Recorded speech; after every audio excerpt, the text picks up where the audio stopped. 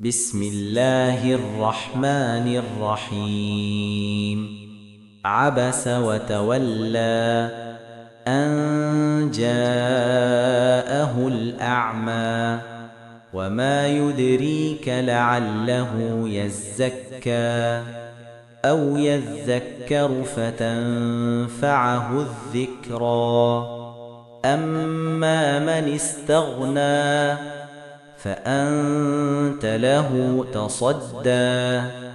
وما عليك ألا يزكى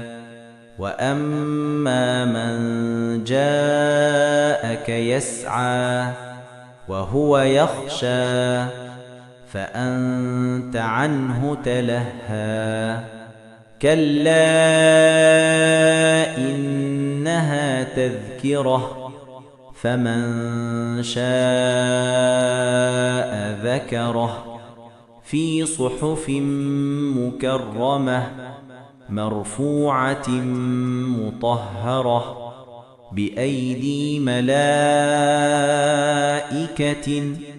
مكين لا يمسها إلا المطهرون تنزيل من رب العالمين ألا إن إلى ربك الرجعى ألم نهلك الأولين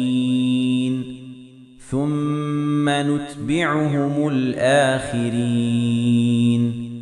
كذلك نفعل بالمجرمين ألا إنهم في شك يلعبون وإن الذين كفروا في جهنم لهم فراش من حديد ألا إنهم وفي صرة يصبرون ونحن أعلم بهم أيهم أهلها إن الذين آمنوا وعملوا الصالحات لهم جنات الفردوس نزلا خالدين فيها لا يبغون عنها حولا قل لو كان البحر مدادا لكلمات ربي لنفد البحر قبل أن تنفد كلمات ربي ولو جئنا بمثله مددا قل إني هديت إلى ربي وهو حق وما أنا من المشركين وقل إن صلاتي ونسكي ومحياي ومماتي لله رب العالمين لا شريك له وبذلك أمرت وأنا أول المسلمين قل أرأيتم إن أصبح ماؤكم غورا فمن يأتيكم بماء